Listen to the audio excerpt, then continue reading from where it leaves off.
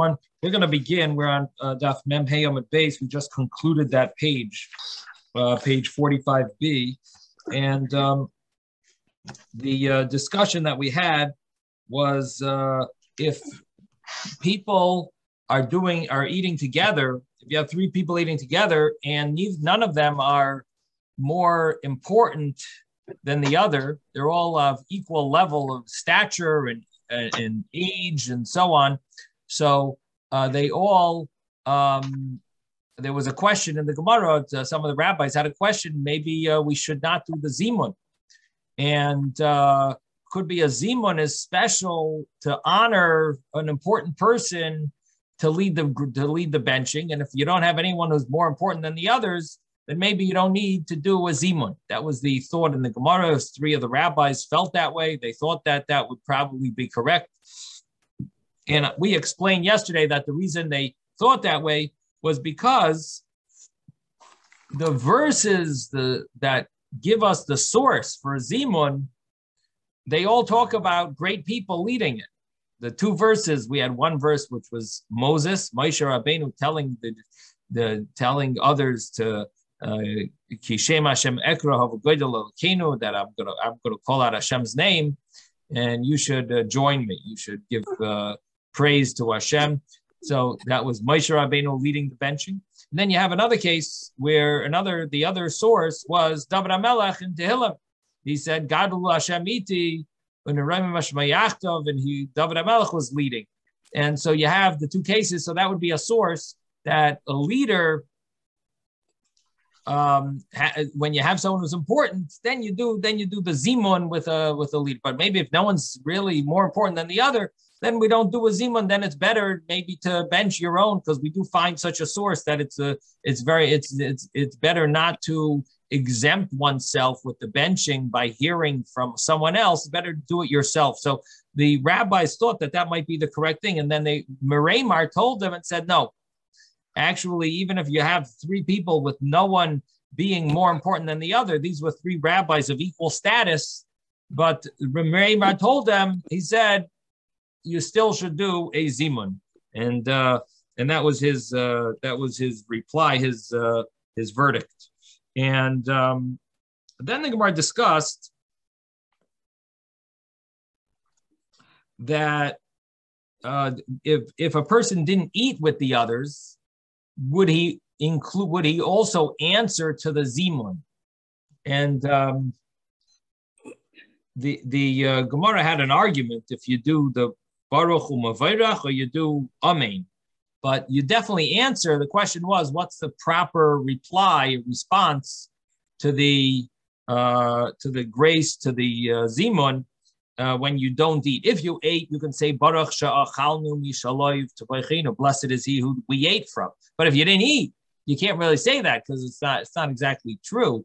So therefore, the response is a little different response. Now it's written in the Siddurim. A lot of the Siddurim do have this other response. The proper wording of it, the Gemara just says two words, Baruch U'Mavarach, but Tosfos brings from the Rabbeinu Hananel and the Bahag. He brings from the Bahag, Baal Halachas Gedolos. He brings the exact wording of Baruch U'Mavarach Shmai Tamid L'Olam Va'ed. And so that's the sentence that one says.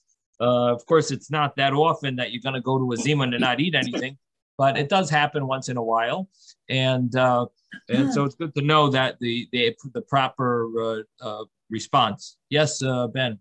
Rabbi, actually about the previous issue with Rabbi Merimar, I thought we learned before that the one that washes his hands first, he's the one that does the blessing.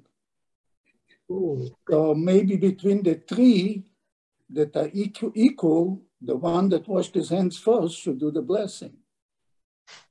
Right. So, I think I remember us learning the same thing, Rabbi, in the very beginning. I remember the whole discussion. I remember. Right. So to answer your question, I think the meaning of that was that for Birkat Hamazon, I think they were talking about. Yeah, but I think you're taking it. You're basing it is saying everything is based on whoever washes first. I think the meaning of the Gemara. If they are equal. Yeah, but I think the meaning of the Gemara there. Yeah. I think the meaning of the Gemara there was that whoever's more important should wash first because you're going to want them to bench. Right. But if no one is more important, then whoever washes first doesn't mean they get the right to bench to lead the zimun. You don't do a zimun. Here you don't do a zimun. If there's reason to do a zimun, then you give him to wash first. You get what I'm saying? No, you're saying everything is based on whoever washes first. He gets to do the zimun. Yeah, but if they're equal, who decides who washes first? Yeah, so whoever rushes and washes first, you let him wash first. It's going to be a rush to the state. Whoever wins, rushes gets to do the benching. But I don't think that's the meaning of the Gemara. I think the meaning of that Gemara is that whoever is supposed to do the zimun and bench, you should give him the water to wash first. Yeah. Not the opposite. It's not based on who washes first. It's based on who's going to do the zimun. Let them wash first. Not whoever washes first. Let them do the zimun. So, yes, Susan. Okay, which is considered the more spiritual, to do the zimun or to bench separately? Which gives them more pleasure, more. What is right? It would seem the zimun is the more honorable way of praising God with a zimun. And the more the better. Right, you try to do a zimun. You try to get a third person to do the zimun. But let me ask one other thing. If you don't want to have any interruptions when you're doing this zimun. You don't want to have people hanging around and trying to. So it's a sacred. I mean, you do this in the shul, or you only do it on the outside? What is the proper time to do the zimun? Zimun is whenever you have a meal. Whenever you have a meal. If you have a meal in shul, if you have a meal in your house. Doesn't matter the location? Yeah, no, it doesn't matter. If you're in a restaurant, you can do a zimun. If you're in your house, your kitchen, your dining room, the shul is making a meal. Whenever you have a meal, your bar mitzvah, a wedding, whenever there's a meal, you do a zimun. Okay. Okay, so the next Gemara talked about what do you do? What do you say? What's the response if you didn't eat with them? And the Gemara said that it's not an argument, the amen in the baruch u'mevayrach, but it depends on when you're doing the response. If you come late to the zimun, so just say amen. But if you're there when they are responding, when people are responding, you could also respond and say your own response that God is blessed. Blessed Baruch Hu Mevarach Shmai, his name should be blessed forever. Talmud Olam V'ad. So that's the response, the proper response if you did not eat anything. Now, then the Gemara talked about answering amen after one's brachos. In that first the Gemara says that's meshubach, it's praised. And then the Gemara says it's maguna, it is despicable. And so we had this contradiction. Is it praised or is it despicable? We said the difference is if it's the Gemara answers and the Gemara explains, it says it's not a contradiction. It depends on what we're referring to. If it's the Bnei Yerushalayim bracha, then it's a praise, then it's good. You're supposed to say amen on that bracha. And one more question, Rabbi. 1 second. And if it's talking about other brachas, shar brachas, other brachas, then you're not supposed to answer amen to your own bracha. Okay. Yes, Susan. What? Translate amen. Give me the English translation, amen. The amen, I believe, stands for Kel Melech Ne'eman. God is trustworthy. Kel Melech Ne'eman. It means to the effect of I agree. An acronym. Yeah. I agree. It means I agree. Amen. So shall it be. That type of a statement. Thank you. And And that's why you say Amen when someone gives you a blessing. You say Amen, so shall it be. I hope, I agree, I pray.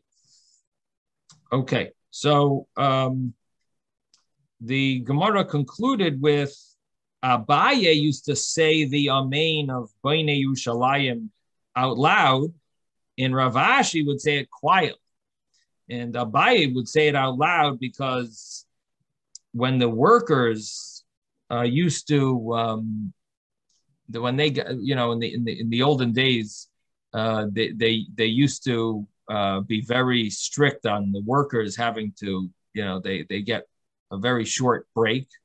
And the rabbis said that we don't obligate them to do the full benching, where they can skip the last blessing. So the last blessing of the benching was a rabbinic decree, at least according to the understanding now. We'll soon see a Gemara about that, and there's a discussion if it's really rabbinic or not. But the understanding is that it's rabbinic. And being that it's rabbinic, the rabbi said, you know what? We're not obligating everyone to say this blessing. If you work for someone, if you own your own business, you got to say this blessing. If you're on vacation, you got to say this blessing. But if you're working for someone else and you're on his time, don't go and become religious all of a sudden now and start doing this benching. We're going to exempt you from this final bracha. When you're at home, you have to say it. But when you're working and you're on someone else's time, you don't say this extra blessing. So Rabbi used to say the Amen out loud to tell the workers, time to go to work. Now get back to work. Don't slack off. Don't start reciting the other brachas. So he would say it out loud. And the Gemara says that because this final bracha is not biblical, it's only rabbinic. So the Gemara emphasizes that. We'll soon see later. The Gemara sort of like question the deals with that, if that's according to everyone or not. But over here, the Gemara is saying that toiva meitiv is not the araisa; it's rabbinic, and therefore the rabbis decided to allow the workers to get right back to work. And this was beneficial for the owners of the company, that their workers didn't take off too much. This was beneficial to them, that that the workers would go right back to work without that final bracha. Now, Rav Ashi would say it quietly, and the reason he said it quietly was because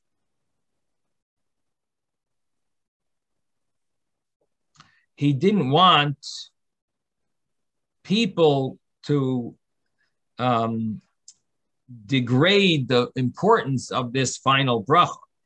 And as if he said it out loud, people would get the impression like, this is not biblical. It's not really part of the benching. It's not so important. People might come to not give it its full, they won't give it the full importance of it. And therefore he would say it quietly. So that's these are the two rabbis of the Talmud, how each of them did it the opposite way. Now it's interesting if you look in the Shulchan Aruch, does it about what should one do? Should you say it out loud? Now the thing is, you have to keep in mind nowadays the workers don't have this exemption. If you work for someone, you work in a company, you say you do have to say the final bracha of the Hatoiv HaMeitiv bracha. This was in the olden days. It was an exemption for people who worked but that exemption doesn't apply nowadays. We aren't as poor as they used to be in those days, and we don't. They give you a few minutes. They're not giving you 10 seconds. So you can. You do say the bracha, the Hatoiv HaMeitiv. Don't think that, I'm working today, I don't have to say Hatoiv HaMeitiv. Don't take any exemptions. But it's interesting here that Tosfos brings the bottom Tosfos. He says that the Bahag Paskins that you should say it quietly, and also for us that we don't have this worker exemption. So even Abaye would agree to say it quietly. So that's an interesting thing that the Amen you say quietly. And the reason would be not to make the final bracha as if it's less important, not to present it, not to make it as if it's not so important. Not to downplay it. Not to disrespect it, not to give it less respect. People might end up giving it less respect. Therefore, a person should say the Amen quietly.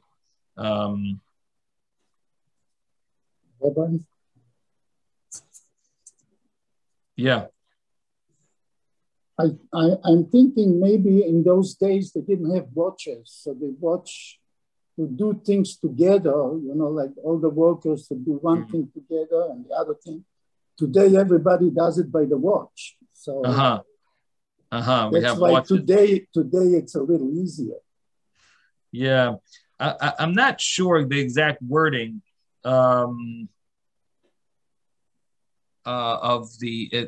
why. I have to look it up in Shulchan Aruch why nowadays is different, but it seems to me. So Ben is mentioning because we have watches, but it seems that people aren't as strict with their workers now, and they have in mind that they're gonna, that they can take a few minutes to do their, to say their benching. Most places of work, I think they give you like a half hour to eat, so right. it's not like it's by the watch, don't. You're gonna do it sometime. You're saying it's by the watch. Okay. I'm just saying a half hour is different than the old days when you just grab the snack, you grab something and rush. But maybe the watch changed everything.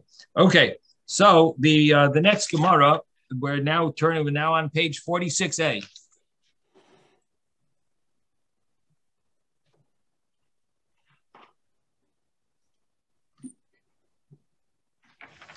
Around 46a. So the Gemara tells us a story of Reb Zera.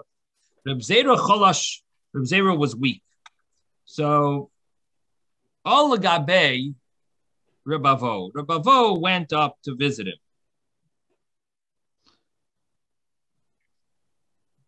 Kabel alei, and Reb Avo accepted on himself if he gets healed. Katina charech shake. If the small burnt legs gets healed, avidna yematava l'rabbanan.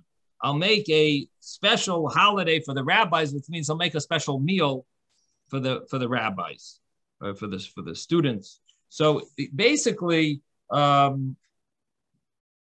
the story is that Reb Zera had this name. He was called the one with burnt. He had burnt legs, and the story is brought that Reb Zera, he fasted 300 fasts.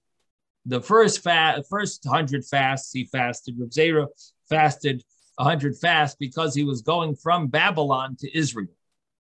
And because he was going from Babylon to Israel, they learn a different style in Eretz Yisrael. It's the Yushalmi style. They have a different style of Torah study. So he wanted to forget his Babylonian style of learning and be able to be a good receptacle to absorb the Jerusalem way of learning, the Israel way of learning. And therefore, he fasted 100 fasts so that he would be able to absorb this new style of learning. So the second 100 fasts he fasted that either Rabbi Ilah or Rabbi Lazar should not die, and because one of these rabbis, either Rabbi Ilah or Rabbi Lazar, was in charge, and if he died, Zera said, "Oh yeah, I'm going to have to take over." and I don't need those responsibilities. So Reb Zera said, I'd rather fast 100 fasts to pray for the health of the other rabbi so that I don't have to take over. Nowadays, it would be the opposite. We'd be davening that I should be able to. I want to, I'm hoping he'll leave. I'll take over. I want to be king. But Reb Zera fasted 100 fasts so that the other rabbi should live and be well and be able, and he wouldn't have to worry that Reb Zera would have less burden on his shoulders. And then he fasted a third 100 fasts that Gehenna, the fire of hell, should not affect him. So Reb Zera fasted altogether 300 fasts. Now, every so often he would go into the oven and to see if his every 30 days, it says, he used to go into the oven, put the oven on and go in and see if the fire of the oven affected him. And he never, anyway, one time it did affect him and he got burnt. In other words, he was hoping that he reached the level where the fire of no fire will affect him, because he reached this spiritual level where the fire won't have an effect on him. I don't know if it's advisable to fast 100 fasts to try this, but he definitely, it seems like he did it many times and it worked, but I guess one time it didn't. One time he was he wasn't on the level of, in other words, of fire not affecting. Oh, it doesn't say that. No, it doesn't say that. It says that I think they were jealous of him, the other rabbis, and they made like some type of ayin hara. That's what it says. Is that what happened?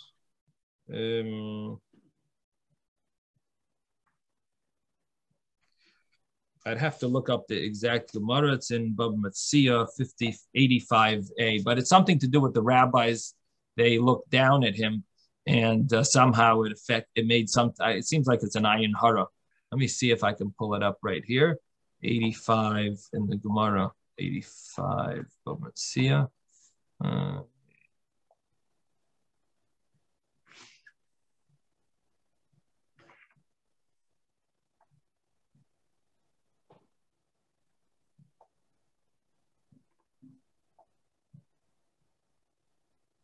It says that somebody placed the kind of horror on him and he got burnt. No, it is an ayin hara. Right. Yeah. Okay. Let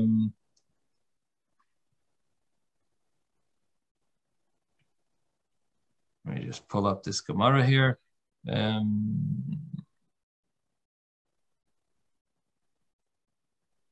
Zera. Oh, here's the story. So it says, right, every 30 days he would examine himself to see if he remained on his exalted level. He would ignite an oven, climb in, sit inside, and the fire would not affect him. One day the sages gave him this evil eye, and they were envious of him, and his legs became singed in the fire. And they referred to him from then on as the short one, Katina, Katin, and the Charech Shake means that he was burnt legs. So, all right, so that's the story there. And so short has nothing to do with that story. He was just short, but the burnt legs was is connected to that. Okay, question, please. Yeah. I guess for me, is he was such a holy man, why would he think that he would have to travel through Gehenna in this passage to heaven? And so the question is, are we doubting our holiness and we have to test Hashem or test ourselves for the worst of results, let's say, the worst of the travels we go through? So that was curious for me, that struck up that question. So, and the answer, it's a good question. And the answer is that, yeah, we never know until, we never know, like it says Rabbi Yochanan. He didn't know, even the famous Rabbi Yochanan, he says, I don't know what path I'm taking. I don't know where I'm heading. Okay. I'm going to go to hell or I'm going to heaven. Because the problem is, a person always judges himself for the best, and he judges other people for the worst. That's the common way. We always look We always think of ourselves, a person loves himself because a person has such love for themselves. So it's I'll call Peshoim to Chasa Ahava. On all sins, love covers it over. And so we don't see our own sins because we love ourselves and we excuse any sin we do. And we find some excuse that we convince ourselves. And over the years, it gets worse and worse because we get better at finding excuses and we get used to it. We used to doing sins. And so so that's the way the nature of man is that things just get worse and worse. We get it says a person does a sin once, it's a sin. The second time, it's nasa like keheter. It's almost like it's permissible now after a person does it. Then, and so that's the norm. So therefore, it is important. Now it says he used to check himself every 30 days because there's something to do with the fire of Gehenna comes to this world once every 30 days. So he wanted to get. So he had this ability to check himself and test himself out. It's almost like, having your blood work done. We go to have our blood work done. He would go to have his spiritual cholesterol, not his physical cholesterol. He would have his spiritual cholesterol checked out just to see if he's still on par. Anyway, so there was some ayin hara that was against him, and his legs got burned. So they called him the one with the burnt legs. And the story that we're talking about here is that he was sick. And at one point he got sick. So he said, the one with the burnt legs, or Rebavo said, I'm going to make a party if this man with the burnt legs gets better. Yes, Ben. I wanted to say we saw from Jacob, and there later too, that when you're a tzaddik, it's a different story because you're expected to do more than just a regular man. So they always feel maybe they didn't do enough. Well, that's true also that right. we're judged on our own abilities, each person on their level. Yes. I think, and based on what Ben has just said, no matter how good a person we are inadvertently subject to vanity. And again, that's what's being subjective, is that we don't realize that. And there has to be something to check that we are not vain and better than others, let's say, or whatever. Right. Okay. Right, for sure. Yeah. So the Gemara says that Reb Zera, so he was sick, and Reb Avo said, you know what? If I'm donating a meal, a festive meal for all the students. The term used as Yom Tov Rabbanon. I'm making this festive meal if Reb Avo gets better, if Reb Zera gets better. So what happened? Itbach, he got better. So Va'avad Sudasal Kula Rabbanon, and Reb Avo kept his promise. Reb Avo kept his promise. He made a meal for all the rabbis, for all the Talmidim, the students. So Kimatul Mishrei. So here comes the issue. So when the time came to say to cut the bread and to break the bread, Amar Le Reb Zera Lishrei Lanmar. Let master do the breaking of the bread and say the blessing and cut the bread. Amar Le, so Reb Zera answered back, don't you hold of what Rabbi Yochanan said, the Amar Balabayas Beitseya, that the owner of the house should be the one to break the bread. Ushralahu, and so Sharalahu. So Reb Avo broke the bread. He did the blessing and broke the bread. So in other words, he wanted to honor Reb Zera, but Reb Zera said, we know from Rabbi Yochanan that really you're the one who's hosting, really, because you are paying for the meal, and therefore you should be the one to do it.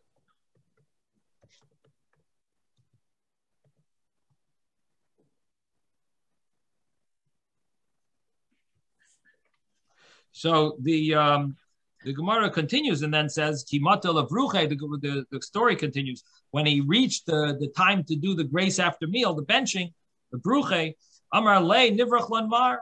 So the Rebavo then told again to Reb Zera, lead the benching. So Amar Le Saval Amar Lahad Rav Huna de Bavel. Don't you hold what Rav Huna says?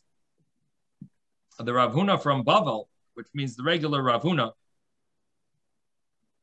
Don't you hold of Rav Huna's statement, Amar Baitzea Mevarich, the one who cuts the bread, he is the one who leads the benching. Now, the Gemara says, V'iyo, so what did Rebavo think? What was Rebavo doing when he honored Reb Zera? Didn't he know this? So come on, Svirale. V'iyo, come on, Svirale. Who does he hold like? The Gemara says, that he holds like Rabbi Yochanan in the name of Rabbi Shimon Bar Yochai, that Balabayas Baitseya V'oirech Mevarech. He holds that the Balabayas is the one who maybe cuts the bread, but the oirech, the guest, does do the grace after meal. Why? Balabayas Baitzea Kadesh Yivtza Bayin Yafa. The Balabayas cuts the bread so that he can cut large pieces. Himself. Because he's the owner, he's in charge. He'll be comfortable cutting large pieces, and if the oirech will be nervous to cut such big pieces, but the balabayas doesn't have that fear, and he'll have, because the balabayas will always find something to eat. He's not worried he won't have enough for himself, and the owner, the guest might be nervous, and so the owner should do the cutting, but the guest does the blessing. Why? In order that he will give a bracha to the owner. And there is a bracha that's recited for the owner of the house. In other words, that someone who's a guest says this special bracha. And what is that bracha? The Gemara asks, "My mevarich." What is the bracha that he says? Yiratzai, may it be Hashem's will, shalayevish balabayis, that the balabayis should not be embarrassed. Ba'olam hazeh, in this world. V'lo la'olam haba, he shouldn't be embarrassed in the next world. That for in this world he shouldn't be embarrassed with being poor. In the next world, he shouldn't be embarrassed from sins. And Rebbe Maisif Badvarim, and Rebbe would add other blessings. The Yitzhok Moed B'chol Nechasav, he should be successful in all of his endeavors and all of his possessions. The Yunachasav, Unachasenu Matzlachim, his properties, his possessions, and our possessions should be successful. Kroivim Iyar, and they should also be close by, that he should be able to know easily what's going on with them. If they're nearby, he doesn't have to travel far to have them. Satan should not have any jurisdiction over his actions, over his activities, and not over our on his actions and on our actions. The Satan should not have any ability to rule over it.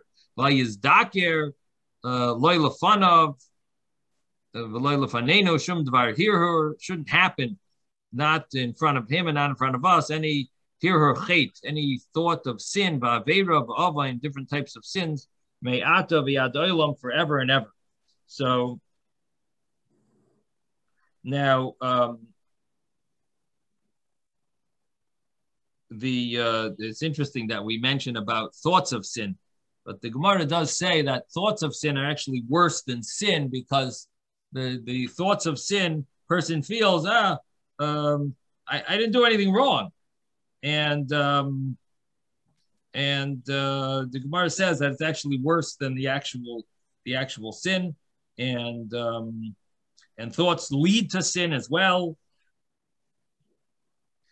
So therefore, we put it. They include that in this request.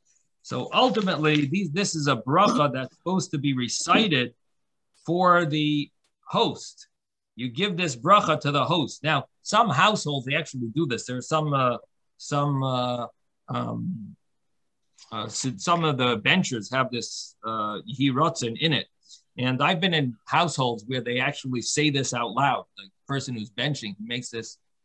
Says this out loud, or maybe even someone not leading the benching. Also, I've seen possibly, I don't recall exactly, but some people have this. It's interesting that not every. It seems from the Gemara like this is the appropriate thing. So it's interesting why not every bencher has it. But it's a very nice bracha.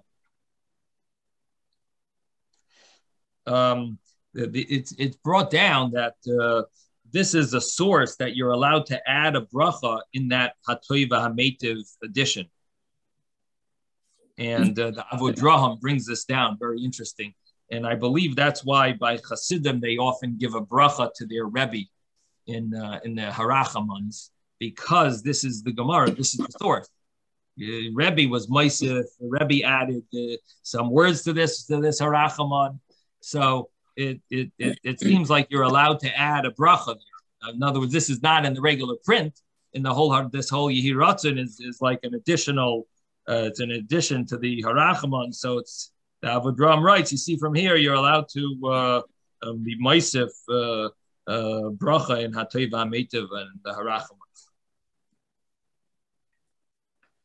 And not only that, but it could be, you would think it may be problematic, because what about the Borei Pri Hagofen that you're reciting it afterwards on the cup of wine? So there's logic to say, it's one thing if this is, the benching, you're just adding something at the end of benching. But here you didn't finish benching because you have that cup, the cup of wine, that the zimun is all connected to the cup of wine. And yet it's not a problem to add something to the an extra haracham, extra prayer or praise to someone, thanks to someone during that in those harachmans, even before you do the blessing on the cup of wine. Okay, so that's the story of Reb Zera and the explanation of why the Reb Avahu wanted him to do the benching, because he'll be able to say the Hirotzen. And this seems to flow with the understanding that we have that the reason he should bench is because in the olden days, the one who led the Zimun, he was the one who recited the whole benching. Everyone else just listened. So the Hirotzen, this special prayer, would only be recited if the guest does the benching. If the other guy does the benching, so then the guests are just listening to the bench. Again, we mentioned earlier last week that the benching in the olden days was that the person who led the Zimun, he did the full benching and everyone else just listened. Now, because they're just listening to the benching, they would not be saying this Yehi Ratzon. So therefore, this statement of Rabbi Yochanan in the name of Reb Shimon ben Yochai, that the Baal Habayis is Baitseya and the Oirech is Mavarech. Why does he have to bench? Because if he does the grace after meal, he's the one who's speaking, and therefore he's going to be the one who can add this bracha, which is a special blessing for the Baal Habayis. Yes, Susan. Okay, so this is an addition to grace after meals if it's applicable, correct? Yeah, it's an additional little short paragraph. Okay. Now, in some of the benches, you have this. I'm wondering why not all of them. It seems like it's appropriate to do. But well, in a situation where it's 500 people, they're not going to expect this to be added to the grace after meals, are they? Or are they? It's one paragraph. You don't have to wait for each one to say it out loud. You don't have to give everyone a chance to recite it out loud. Yeah. People can say it quietly also. Right. Just like we say the blessing for parents. People say you have to say it out loud necessarily. This is the reason why it's emphasizing it here is, as I mentioned, that this man that the one who benched would say it out loud because everyone else would say it out loud and the others were just listening to him. So therefore it would be added in if the guest benches, but if the host benches, then he's not going to bless himself. Of course not. So that's the explanation over here. Okay, so now the next piece of Gemara, the Gemara says, Ad Heichon Berchas Hamazon. So we are holding by the two dots. It's halfway down the page. Ad Heichon Berchas Hamazon, until where is the Berchas Hamazon? Now, Rashi over here tells us that when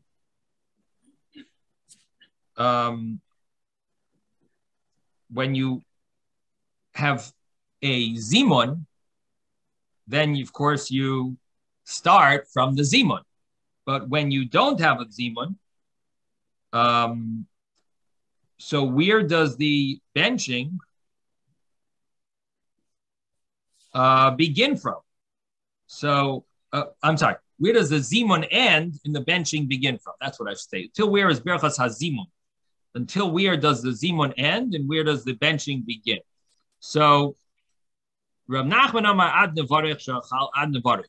Rav Nachman says until nevarech, which is nevarech shachalnu mishaloi, and then you start the benching, which is the bracha of Hazon Ha'olam. It's called Berchas Hazon. That bracha starts after the zimun ends, and that means that bracha would be recited if you don't have a zimun. Then you start with that bracha of Berchas Hazon. Now, of course, there are some preliminaries that people say that is Sher Hamalois and it's Al Nar Spavel and the Lamnatseach, Avarcha. There are certain preliminaries that people say, but the actual brachas of benching, that the zimun is before the benching begins, and the zimun is the Navarech Shachalnu Mishaloi, Baruch Shachalnu Mishaloi Tfachino. That's the main part of the zimun. And so the question is, what about the first bracha of Hazon? So Rav Nachman says, until Navarech Shachalnu Mishaloi is the zimun, and after that, the regular bracha Hazon Ha'olam, that is part of the benching. And that's where you would start if you don't have three people. Rav Shesha Samar, now Rav Shesha says, Ad Hazon, the zimun lasts until the zon, and the grace after meal does not begin until Noideh L'cha. So in order to do the berachah, this is a very surprising halacha, the way Rashi is learning this Gemara, that that Rav Shesha holds that really a person would not say the first bracha of benching if you don't have a zimun, if you don't have three people. And Rav Shesha says that's part of the zimun, the first bracha. And after the first bracha, that's when you would start noida l'cha. That's where you would start the benching if you don't have a zim. Okay. So the Gemara is going to try to go through this. I have to mention that we are tomorrow, Mr. Hashem, we'll go through some of the other opinions of how to learn this Gemara. We're learning it with Rashi's pshat now, and this is the way Rashi understands the Gemara. Now the Gemara asks, Nema ketanoi, let us say this is a machlokes tanoim, that this argument of Rav Nachman and Rav Sheshes, who are two Amoraim, let us say that this sounds similar to an argument of the earlier rabbis called the Tanoim, the rabbis of the Mishnah. So what is our argument here? Rav Nachman, Rav Sheshes, Rav Nachman is saying, where does benching begin? If you don't have a zimun, it either starts with Hazonas Ha'olam or it starts with Noida L'cha. That's the argument. That argument seems like it's the same argument as the earlier rabbis. The Tani Chada, we have one brisa that says Berachas HaMazayin Shnayim. It says Berachas HaMazayin is two blessings. Berachas HaMazayin Shnayim Ushleisha. It's or Shnayim V'Shalosh. It's a different change of the letters here. If it's masculine or feminine, it seems like Shtayim V'Shalosh. It's the Berachas HaMazayin is 2 or 3. And another brisa says, Tanya Idach, Shloisha ve'arba. Another brisa says that it's 3 or 4. Now, what does that mean? We're counting how many blessings are in the Berachas HaMazayin. How many blessings are in the grace after me? So it's either 2 or 3 or 3 or 4. What does this mean? Savrua, they thought, the Kulei Alma HaToiva Meitav Lav Daraisa. Gemara is assuming that we're not calculating Atoiva Meitav because Atoiva Meitav, that final bracha of the benching, is rabbinic. It's not biblical. And therefore, we're not counting that in this brisa, this earlier brisa. And we're not counting that as one of the brachas. And the Gemara says, "My lav b'hakam efligi." Isn't it in that? Is it not that in this they're arguing in the same discussion? Man da Amar Shtayim b'Shalosh, one who says 2 or 3, Kasavar, he holds that Ad Hazon. He holds like Rav Sheshes. And what that means is that if you have a Zimun, the Zimun would include the first bracha of Berachas HaMazayin, and you would have the 3 would be Berachas HaZimun, would be the first one, which includes the first bracha. Then you have the next bracha, Noida L'cha, which is Al Ha'aretz V'Al HaMazayin, and the third bracha would be B'nei Yerushalayim, B'nei Barachim of Yerushalayim, Amen. Now, what happens if you don't have 3 people? Then you would skip the first bracha of the Zimun, which includes Hazanas Ha'olam. And now, what do you have left? You have Noida L'cha, which ends with Al Ha'aretz V'Al HaMazayin.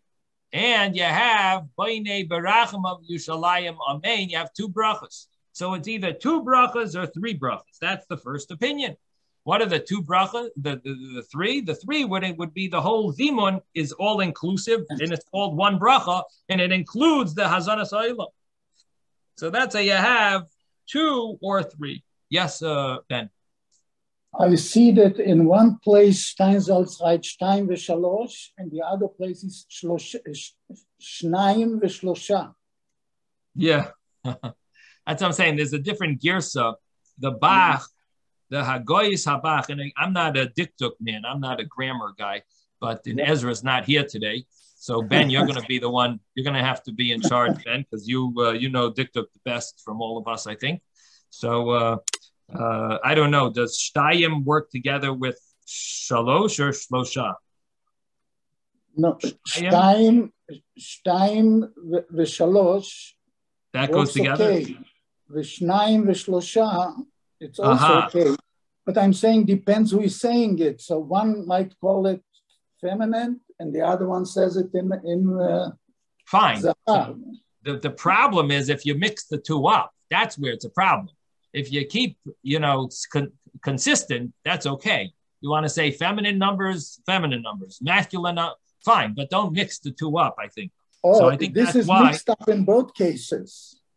No, so the Bach changed. You say shtei nashim v'shlosha nashim. Listen, we're not going to really learn diktuk. No, I'm just saying it's mixed in both. It's not going to work. Yeah. Okay. But I'm saying I don't think we're just going to trust you. So we're gonna rely on. So shtayim v'shalosh is consistent, right? Shtayim v'shalosh. No, shtayim is like shtei nashim v'shlosha nashim. Oh, so it should be shlosha. Yeah, it's mixed in both of them, is what I'm saying. How about shnayim v'shlosha? Would shnayim u'shlosha go together? Shnei nashim v'shlosha shlosha nashim. So shnayim and shlosha go together? Yeah. That's consistent? Yeah. So the wording of our Gemara is shnayim u'shlosha, and the Bach changes it to shtayim v'shalosh. Yeah. I don't know. And then he changes the other one to shalosh v'arba. I know. That's what I'm saying. It depends who is saying it. One thing. Well, shalosh and arba sounds. Yeah. So you think shnayim v'shalosh go together, and shtayim should be shlosha, huh? No. Shtayim v'shlosha. What about shnayim v'shalosh? What would be v'shalosh? Shnayim shnei anashim v'shlosha anashim. Or it's again shlosha. So what? Wait a minute. No. Shtayim ze shtei nashim v'shalosh nashim. Oh, so shtayim and shalosh go together. Yeah, that's correct. Yeah. Oh, so that's why the Bach changes it. Shtayim v'shalosh. Good. Yeah. So now we got the conclusion here. Shtayim v'shalosh. So the Bach, if you look on the side, there's something called the Hagohis Habach. So the Bach fixes up the grammar. I'm sure he knew this. This is like simple grammar, probably. Shtayim v'shalosh. So he changed it to shtayim v'shalosh and shalosh v'arba. So just fixes up the grammar. Okay, so anyway. Is the problem between male and female endings? Is that what the issue is? That in Israel, in Hebrew, the numbers, there's a difference in the grammar of numbers even. Even numbers, they have, and they add. And the problem is with the numbers, the truth is that it's surprising because like shtayim would sound feminine. Yeah. I think shtayim. Sure does to me. Because, but yet it's considered, no. Shtayim is feminine. Shnayim, shlosha and arba'a would sound feminine, and yet it's masculine, and shalosh v'arba is actually feminine. It sounds masculine. Is that right? Because the extra hey at the end would make it sound feminine, but it's actually not that way. So all the rules of grammar change when it comes to numbers. Yeah. I'm not mistaken. Am I right, Ben? That it's wrong. It shouldn't be that way, but that's the way it is. Like, usually there's a hey at the end for female, but here here that makes it masculine if you put the hey at the end. Wow. Anyway, don't ask questions about the Hebrew grammar. It's not exactly the most exciting thing to learn. Yeah. So anyway, bottom line is that we're trying to figure out these two brises. And the brises are very cryptic and unclear because they don't tell you what they're talking about. They just say, oh, one opinion says 2 and 3, and the other brise says 3 and 4. But doesn't tell you, it doesn't clarify what it means. But we're understanding it to mean is that we're talking about the brachas of benching, and we want to know how many brachas are there in benching. And the Gemara says, let's set this straight. We're assuming that the final bracha, which is Hatoiv HaMeitiv, that's the bracha that we believe the rabbis added on. It's not biblical, so we're not talking about that bracha. We're talking about the rest of the benching, the beginning part of the benching, which is biblical. That part, the Gemara says that there's these two brises that seem to be saying that maybe the actual blessed benching is only 2 brachas, or sometimes 3. And how would that be? Because if either you have a zimun, if you have 3 men, you have a zimun, so that would include the bracha of zimun, which we're translating to mean it goes all the way from the beginning of the Zimun all the way until Hazanas HaKoil. And that is all one bracha. And then you have the other two brachas, Noida L'cha, which ends Al Haaretz V'Al HaMasik, and Uvenei, which ends with B'nei Barachim of Yushalayim Amen. So that would be the two brachas plus the Zimun. If you have three, if you don't have three, then you just have those two brachas. And then the other brisa says 3 and 4. Umanda Amar Shalosh V'Arba Kasavar Ad Nevarech. So the one says 3 and 4. He would say that how do you have 3 and 4 brachas of the benching?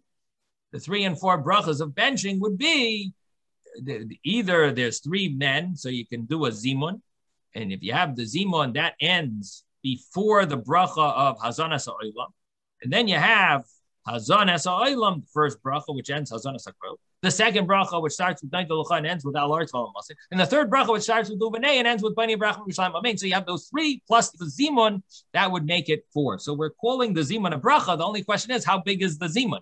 Does the zimun go all the way until Hazanas HaKol? Or does the zimun just end with the little few sentences in the beginning that the dialogue between the group and the leader?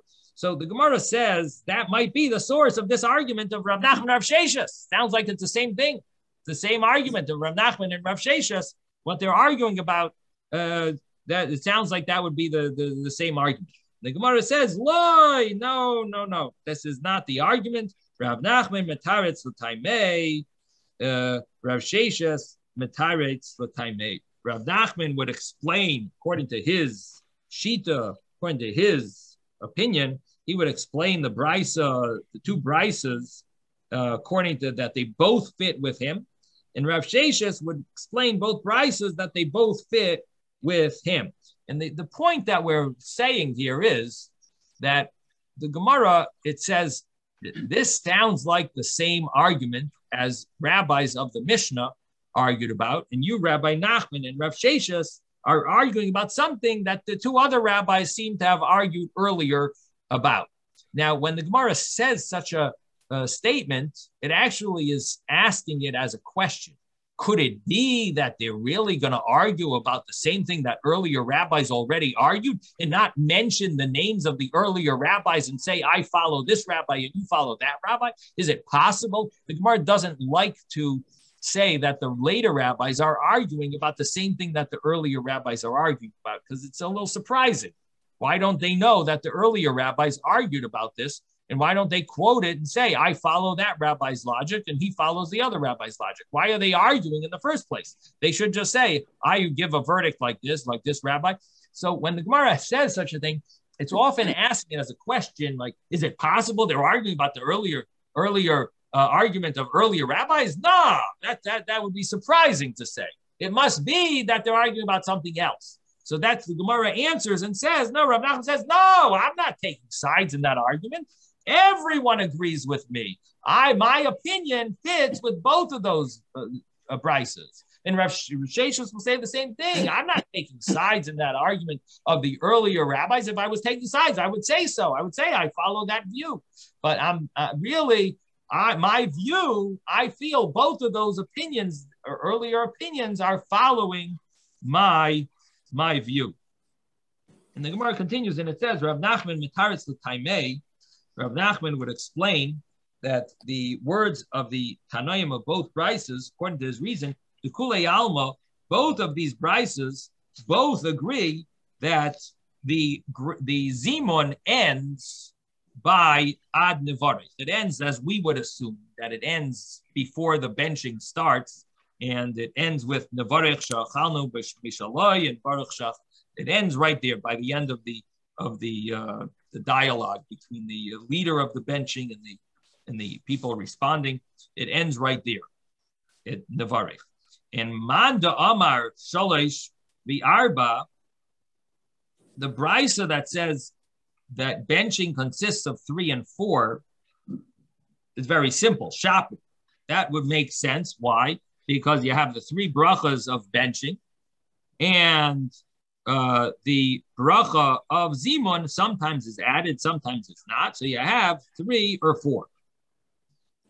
Now, umanda amar shtayim v'shalosh, the other brisa that says 2 or 3, how would I explain that brisa?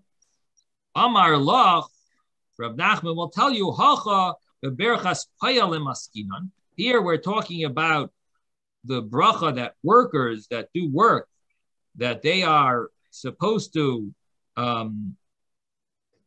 shorten their the benching, and the Amar Mar, because Master said that the way a worker says the brachas, of course, we said earlier today that the worker skips the final bracha, but here we're going to see something else as well, that the worker peseach the hazon, the worker starts with the bracha hazon, and he includes the koilel, and he includes B'nai Yerushalayim, beberchas haaretz, in the bracha of al haaretz v'al hamazon. So he includes the third bracha in the second bracha. So it ends up that if you have workers that are doing the saying the benching, so if they don't have a zimun, so they only say 2 brachas, and the first bracha is hazon, and the second bracha is like a combination of 2 brachas joined together, and so that's how you have 2 brachas. Now, if you had 3 of them, so then you would have 3 brachas because you have to include the zimun. So you have a zimun plus these 2. So that's how Rav Nachman would explain the 2 and 3 brisa and the 3 and 4 brisa, which the 3 and 4 was very simple, but the 2 and 3 was the complicated one. And Rav Nachman would explain that it's because we're dealing with payalim, with workers who have to shorten their benching. Now, Rav Sheshes, Mataritz L'Taimei, and Rav Sheshes would explain, according to his reason, that he holds, according to his opinion, that the zimun ends after the bracha hazanas hakoil, and the kulei alma ad hazan, everyone agrees until hazan is the part of the zimun. So manda amar shtayim v'shalei shaper. So according to him, everything fits well with the 2 and the 3 because the benching only consists of 2 biblical brachas, and the zimun would be the first bracha, which ends with the zimun, which would start with the zimun. It ends after the first bracha that we think of the first bracha, hazanas hakoil. That would be all part of zimun. So you have the zimun, and then you have noidalacha and uvanei. That would be the 3. And if you don't have a zimun, you would just do 2. Now, Manda Amar, what about the other brisa that says 3 and 4? Shalish v'arba, pasavar hatoiva metiv de araisahi. So you just have to add on. If you want to figure out the 3 and 4 brisa, basically you follow this other opinion that I mentioned. There is such a view that hatoiva hametiv is biblical, and therefore you would be able to add a third bracha to this 2 or 3. You would add either to the 2, you would add a third bracha because you're considering the final bracha as it's biblical, or you would add to the 3 to make it a 4th bracha because, in other words, if you have a zimun, so you have the first bracha of zimun ends with hazanas hakoil, then the second bracha noidalacha, the third bracha is uvanei, and the 4th bracha would be hateva metiv, which is biblical. So that's how you would have 3 or 4. So now we've explained the different opinions of the way Rav Sheshes and Rav Nachman would understand these 2 brises. And it's not an argument of the Tanoim, it's an argument of the Amoraim, if the first bracha of Hazanas Ha'olam, if that's really part of benching or not part of benching. Okay, everyone, sorry for taking up a little of your time. Oh, thank you, Rebbe. Okay. Thank you, Rabbi. Thank you, Rabbi. Bye. Thank you. Thank you all. Good So I day. visit David, you have a question? David, you want to ask something? Say something? Yeah, I'm just trying to find out if this permission to shorten the benching for the laborers, is that something that they're permitted to do, or are they? Is it cheating the like employer? Cheating their boss? Yeah. Oh, okay, that's what I was trying to figure out. So it's in other words, it's better to abridge to shorten. They it, have to. Or, Yeah, they have to. Oh, they okay. would have to. That's my question. All right, thank you, Rabbi. Correct. Good thinking. Yes. Okay. Sei gesund, everyone. Sei gesund. Bye bye.